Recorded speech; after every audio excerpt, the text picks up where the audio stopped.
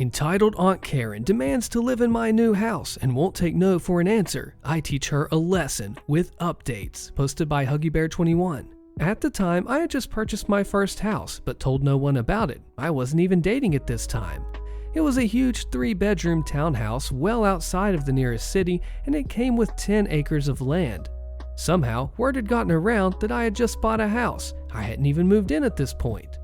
It wasn't long before my entitled Aunt Karen found this out and apparently made plans to move in and live there, despite the fact that I hadn't even moved in yet. It wasn't long before I got a call from her. First thing out of her mouth on this call was, not so much as a hello first, make sure I have a key when I arrive and move in. I'm like, excuse me, move in? Yes, I'm going to live there and I'll allow you to live there too, as long as you don't cause issues and get loud. I told her, no, you're not moving into my house and will be thrown out if you try. I'm packing my stuff now, she said, as if my word was meaningless, and I'll be there first thing tomorrow, and you had better have my key in hand then, and then she hung up. As a result, I called the cops, who put me in touch with the local sheriff's department, and I explained what was going on, so they told me they would have a patrol check the property from time to time and run off anyone that was not supposed to be there and would arrest those that refused to leave. As it turns out, my entitled aunt tried to go to the property that night and drop some of her stuff off, but she was caught by the patrol and they told her to leave. When she said it was her house, they told her no, it wasn't, and the owner does not want anyone on his property, having to threaten to arrest her if she refused to leave. She called my phone number within an hour at about 11 p.m. and started yelling about the sheriff running her off, and I just hung up on her and I unplugged my phone for the night. I got up at about 4 a.m. that morning and I plugged my phone in and found my voice message box full of repeated messages from her about how dare I not answer my phone and have her run off from her house. Yeah, she actually said her house. Later that morning, I called the sheriff again and I requested an officer be there at the house in case she came back and arranged a time for my arrival. On my arrival, a sheriff met me at the house, and it was less than 30 minutes until my entitled Aunt Karen arrived with a carload of her personals and immediately walked up to me and demanded her key. You're not getting a key and you're not living here, no matter what you think. She blew up at this point and started shouting how it was her house and she was going to live there whether I wanted her to or not. I just smiled, closed the door in front of her, and locked it in front of her. She, of course, tried to grab the keys from me, which I simply put in my pocket, and I told her, hey, tell that to the sheriff standing behind you. She screamed, bull crap, you're not keeping me out of my house. I looked past her, and then I said, well, see, what did I tell you? At that, a loud huff from behind her, ma'am, you have to leave the property or you will be arrested for trespassing. She turned with a sour look on her face, getting ready to unleash another tirade on whoever was behind her, and instead made a strangled sound and her face went white as a sheet. Ma'am, this man does not want you on his property, and as of now, you're considered trespassing and will be arrested if you refuse to leave and cease harassing this gentleman. Before you go, Auntie, she hates when I call her that, just because you want something does not mean you're going to get it, such as my new house, and if I ever see you on my property again without my permission, I will have you arrested and have your car towed at your expense. If looks could kill, I'd be dead several times over from the glare she was giving me. Better yet, you're not going to be allowed to come here again, and I don't care if you become homeless or how badly you need a place to live. Now, leave before you get arrested and have to pay to get your car back after it's towed. She left, giving me the bird on her way to the car, prompting a sharp rebuke from the sheriff. To this day, she's been going around telling anyone that will listen how I robbed her of her new house and how she's going to get her house back someday. That's going to be a problem for her. Since then, I have improved the property and I sold it for a tidy profit to a really nice but take no crap couple, and I bought a new property with more acreage, about 25 more acres, and no one is telling her I moved. She did try sneaking back onto the property about 3 months after I sold it, and the couple's husband nearly shot her because she came around midnight, I think intending on trying to sneak in through an open window or something. This time, she did spend about 30 days in jail, 100 hours of community service, and 3 years probation plus fees and court costs for trespassing on private property and attempting to enter a private residence without permission. I don't remember what the actual charge was. Her entitlement knew no bounds, and having a gun pointed at her was a harsh but ultimately necessary lesson after learning she was not getting her way with me. From what I'm told, she's calmed down some, but still acts entitled and is actively trying to find out where I live. The first update. Now here's a little insight on why my aunt is so entitled. As far as my memory serves, she's had an entitled attitude since I was a little boy, always demanding and refuses to take no for an answer. Her husband left and divorced her 3 years after their marriage due to her attitude and refused to accept that the house they lived in was not community property. He owned the house before they married and had to be physically removed from the house by the police due to her entitled attitude. When my father died and left me a sizable inheritance, I was an only child, she tried to get her greedy hands on it, claiming it was hers by right, and even tried to sue me, a 9-year-old child at the time, to get it. She went absolutely bat crap when that failed and wound up serving 2 weeks in jail for contempt of court. Then she tried to fake my signature on several documents to get my inheritance. That failed as it was held in a trust by an attorney at the time and lost any claim to it due to the attempt and was removed from getting any inheritance due to the terms of the will. I still don't understand how she managed to try that without facing attempted fraud charges. From that point, she only got worse. When I hit 18, she came to me with papers and demanded I sign them and had a sleazy attorney with her that tried telling me that they would sue and tie up the inheritance for years to come until I signed over the money. They did not count on me having dealt with the attorney for several years and who viewed me as if I were his own son, who told me to sign nothing if anyone tried concerning my inheritance, and she wound up having to pay for her attorney out of pocket and was in debt. Since then, she's been trying to bully family members into getting what she wants and then threatens to sue whenever told no, even when she has no grounds to stand on. It's currently how she got the house that she lives in now, by threatening a family member with a lawsuit if she didn't get the money she wanted. A family member I shared my inheritance with, she bought my entitled aunt a little house in order to shut her down and then blocked her on everything and went no contact with her and got a restraining order on the basis of being constantly harassed and threatened by my aunt. Apparently, she thought she could take my house from me and no one would stop her. So she thought. During this, she had gotten herself banned permanently from several local stores, including the Locals and several other Wally Worlds and several restaurants. Absolutely refuses to apologize to anyone when she's wrong and will never, ever admit that she was in the wrong and is a major gossip. Even after I sold the house, she tried to forcibly move into it. She still tried to get the house, nearly getting herself shot in the process, and now has a criminal record due to it. To this day, she runs around telling people how awful I am for stealing her house and refusing to admit it was and is her house. She's always had that attitude that the world revolves around her and that everyone in it must bow to her wishes, pre-Scrooge revelation and still cold and greedy. Her mother was just as bad, so I can see why she developed such a bad outlook on life. Has absolutely no mercy towards those less fortunate and even says that they need to hurry up and die. It would refuse the so-called surplus population of useless people. And dare I say, idolizes figures like Scrooge from A Christmas Story and has been heard making comments like, "Too bad Hitler lost the war." Overall, she's basically a very evil, entitled woman that hates anyone that does not share her viewpoint and does not bow to her wishes. And as to her seeming obsession with me, I think that comes from my own mistake in allowing her to borrow some money from me after I was 17 and understood what it meant, and later claiming that she never borrowed anything. She never paid me back a penny, and to this day claims I owe her money. Final update. I've recently found out that I no longer have to worry about my entitled aunt, being as she would never, ever admit she was wrong, and, as it turns out, an avid anti-masker as well. She caught and eventually died from complications due to catching the pandemic. Karma caught up to her and kicked her hard in her backside.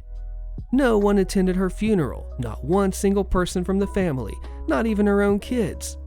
I had told my entitled aunt that she would die bitter and alone if she kept up with her entitled attitude toward people, and it turns out what I told her was prophetic, to say the least. As I told her, she did indeed pass on bitter and alone. Still, even with all she has done, I still did not wish ill or harm. I simply could never trust her at any one given time. An example of just how bad and bitter she was towards others. When I was 12, she managed to convince my mother to allow her to babysit. Before then, my mother told me to never, ever sign any papers she may try to get me to sign without her being there to first read it. Sure enough, she did indeed try to get me to sign some papers, and I refused due to what my mother told me.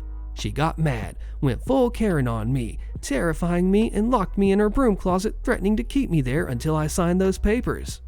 I still refused. She kept me in the closet regardless until my mother came to pick me up. A few days later, that incident and the butt ripping she got from my mother, she tried to present papers to the bank that held my father's money in and claimed that I had signed the papers. The papers were rejected as being obviously a fake signature on them. To this day, I'm still boggled over how she managed to squirm her way out from under that one, but she managed to somehow, and that's only one of the many things that she tried in her lifetime. Another one she pulled was trying to claim my birthday presents so she could return them and get the money from them. At this time, my father was alive and intercepted her as she tried to carry out my presents. He forcefully threw her out of the house, and she actually had the gall to call the police and told them my father had stolen her gifts. In the end, she got herself a hefty fine for wasting police resources and a cease and desist order. Even that didn't stop her antics. Her antics only got worse up until the day she tried to take over my new house, and at that point I was forced to get an order of protection against her. I got it easily due to her record of constant harassments and entitlement. What would you do in this situation if you were OP? Crazy lady. Crazy lady claimed to be the former owner of my truck, posted by bungee cord throwaway. In 2020, I lost my home in a wildfire and was only left with whatever I could pack up in a Ford Focus during the evacuation. I was renting a basement apartment in a country house, and most of my stuff went up in flames. I realized that my car may get good gas mileage, but it's not going to hold a lot of stuff, or, well, tow anything. My landlord evacuated his family in a big GMC truck with a fifth-wheel trailer. He had everything he needed from emergency food storage to backup vehicles. His wife drove another truck out fully loaded with the trailer full of their stuff. They had everything they needed to survive and more. That made me realize that I needed to be better prepared. I had to couch surf for a while, and I could never stay in one place for long because I was a guest and not a tenant. So I ended up living out of a tent in a field with several other people who'd also lost their homes to the fires. It was like a tent village set up by a local charity. The shelters were beyond full, and it's a warm climate, so tents were the next best way to go considering the situation at the time. I managed to get a used but decent sized tent and basically furnished it like a tiny apartment with a cot, small table, and some chairs. I even housed a poker night in it a few times. Though I tried to make sure I didn't leave anything worth stealing in it when I went to work. I was still going to work almost every day and even volunteering for extra shifts. I was saving money since I wasn't paying rent and was living the tent life. And I made up my mind to keep saving to one day buy a truck of my own. Because if this situation with the wildfires or some other disaster ever happened again, I need to be better prepared. Move on to just a few months ago. I put down over a year's worth of savings to buy a used Chevy Silverado 1500 with a canopy already on it. It's got a few dents and a big diagonal scratch across the hood, and the paint is a bit weather worn. But so what? It had a good bit less than 100,000 miles on it and a list of recent repairs that included a new radiator.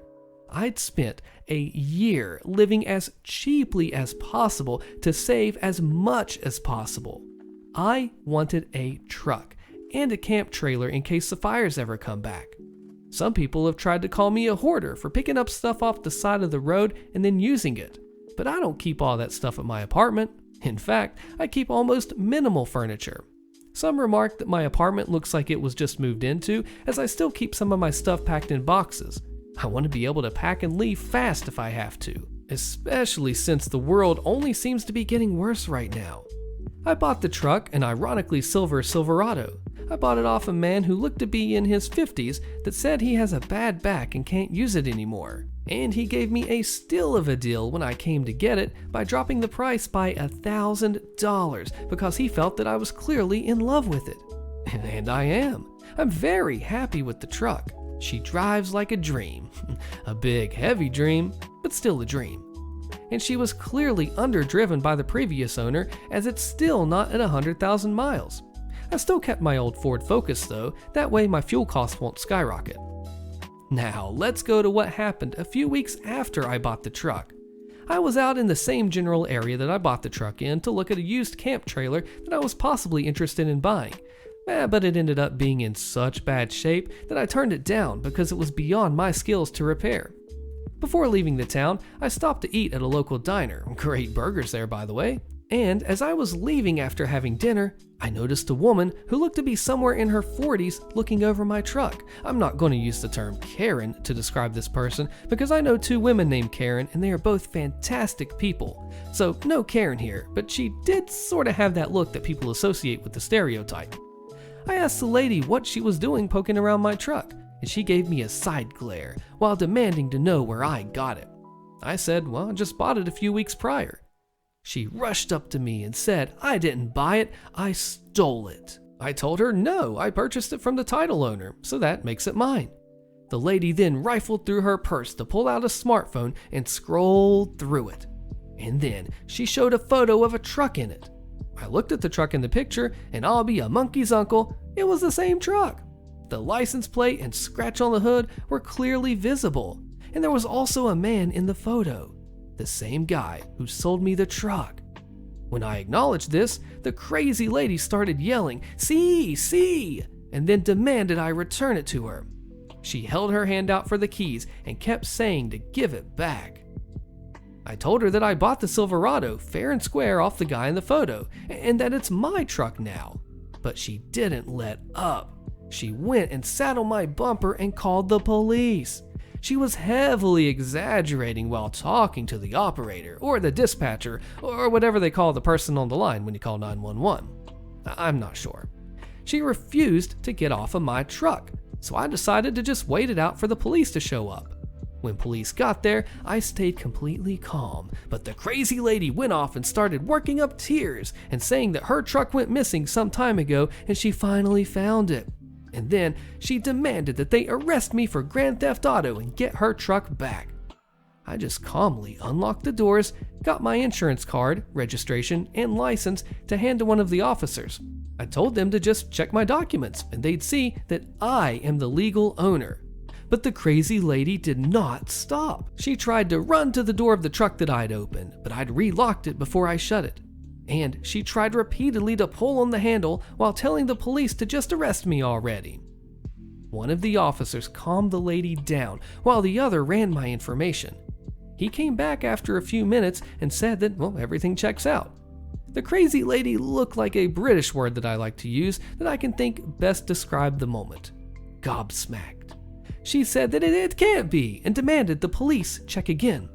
Then she pulled out her phone to show more pictures of the truck, and I pointed out that the man in one of the photos was the one who sold the truck to me, and I have no idea what relation the crazy lady is to him, but he's the only person I bought the truck from. The police asked her who it was, and she said it was her soon-to-be ex-husband. They were going through a divorce. I pointed out when I bought the truck, her husband's name was the only one on the title. The crazy lady yelled at me that he'd originally bought it for her, and it was missing one day after she came home. All I could do was shrug and say, I didn't know that.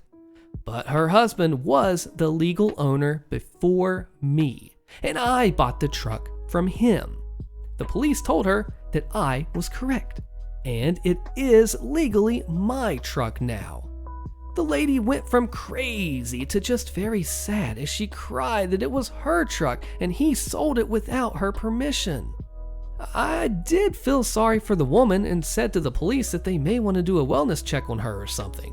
They said that I was free to go and they would handle the situation from there. When I was getting ready to leave, the crazy lady yelled that she was going to follow me and find out where I live. But the two officers didn't let her do so. I left the parking lot and hightailed it on the highway to get out of there. I later contacted the guy who sold me the truck, and he admitted that the crazy lady is his soon-to-be ex-wife. She cheated on him for the second time, and it was the final nail in the coffin for their marriage. The truck was always in his name only, and that woman had signed a prenup when they married. So, the divorce was not going in her favor. It's been months now, and that lady has not found me again. So I'm probably in the clear as long as I avoid the area that I bought the truck in. Though, for all I know, she's not even living there anymore since her husband divorced her. Karen says I should be lucky. What? Posted by Bobby Senpai. So it's a bit of a backstory. I have many years under my belt of building custom computers and have built a name for myself in my town as a guru. A friend started that name years ago. I've always been intimate, anything tech, and now I freelance AI, apps, security, and repairs, graphic design for games, programming games, web design and development, and my favorite is custom builds per user. I have a few questions I ask people that want a custom build from me, and I'll explain that later, as it helps me decide on the parts and the upgrades to the hardware down the line if so chosen to do so. So I work from home as I don't own a storefront, and I work solely alone. I also don't make as much as you'd expect from custom builds. Also, I'm pretty patient with people since I'm used to customer service and have taken care of my special needs brother and sister. So with that out of the way, here we go. I was at home working on a server for a local small mom and pop place when I received the call from Karen. I answered, and she started off rather nice, but that was about to change. She said it was her son's 15th birthday and wanted to get him his dream game computer, and that I was highly recommended by her friend. Always a bit of a boost to hear people recommending me. That's when I started to ask my questions. I first asked about budget. She said $2,000. Second, I asked her if he planned to stream videos, make his own stream content, or make YouTube videos. Well, she didn't know. I told her, well, that's okay, but if he did, I'd need to know or we can plan for that. She said, let's plan for it. Third question was, what games did he like or what was he planning to play? She didn't know, and why the heck I'm so interested in what her kid does. Well, I explained that games have different settings for graphic quality at different resolutions, and then I explained frame rates to her as well. She said just pick what I think would be best and not be picking in her son's life. I had to explain the questions are so that I can build him the best PC for his uses. She accepted this and we went on. Third question was if there was Ethernet or will he be using Wi-Fi. She yelled over the phone, saying what, so I can hack her or something? Apparently, she thinks that knowing this allows me to hack her, and why would I?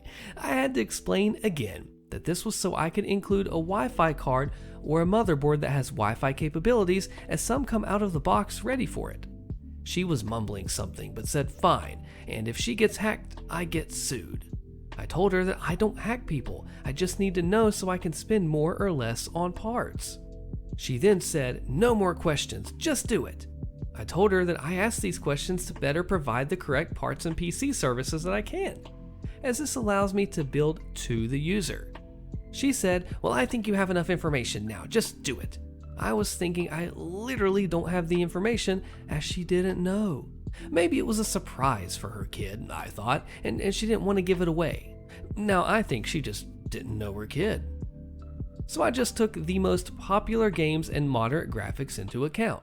I gave her the price, which was just over $1,900. Now, mind you, the price of GPUs or graphics processing units were coming down around this time, but they were still high. I always charge a $100 build fee, so her total was just over $1,900 with that fee. She then told me I tried to get every penny and Walmart has them cheaper at around $1,000. I explained to her, yes, but they are using older hardware and games are always advancing, that this allows him to play any modern title and future ones as well. She then asked if that was the monitor, keyboard, mouse, and desk with lights. If only she would have let me finish my questions before. I explained, no, this was just the computer, as she never stated she wanted all of that with the price. I tried to explain that my questioning is all about the build itself first, then the peripherals, but I never got to it as she exploded in a rage, telling me I was a scammer and how her son was going to build his own games and be more successful than me, and that I should be lucky to build a computer and do it for free since he will be famous one day. I stayed calm as normally, as I would have snapped at treatment like this and just hung up. But I have a soft spot for people who want to learn tech, and it was the kid's birthday. So I told her that there was no need for such words. Then she said, "I'm telling everyone who you really are, Mr. Scammer," and hung up. The next day, I got a call from her husband. Oh boy, I thought that when he told me who he was. However, he was very nice. I went through my process again, and the computer was to be a surprise. I then asked if they wanted, I could build the PC with their son and teach him, or both, or all of them, how to do it. It's something that I do so they can upgrade or get a small head start on learning. He loved the idea. And the day came, and apparently I was an idol to the kid, as his youth pastor has a custom Marvel case that I built for his computer, which is who recommended me. The mom, though, was just silent and never said a word. Me, the kid, and his dad all had fun as I taught them, but the mom just didn't join. They even spent more at the husband's request, as he wanted his kid to have the best. He tried to pay me more, but I refused, as I don't charge more than $100 per build unless I'm driving further away for a build to be done in person. I did get a bad review on my store's Facebook, but no one paid attention. I guess a Karen is still a Karen. The HOA finds me. We take this lawsuit to court and I make a fool out of them. Here's how. Click the video on your screen. You don't want to miss how on this one, and I'll see you there.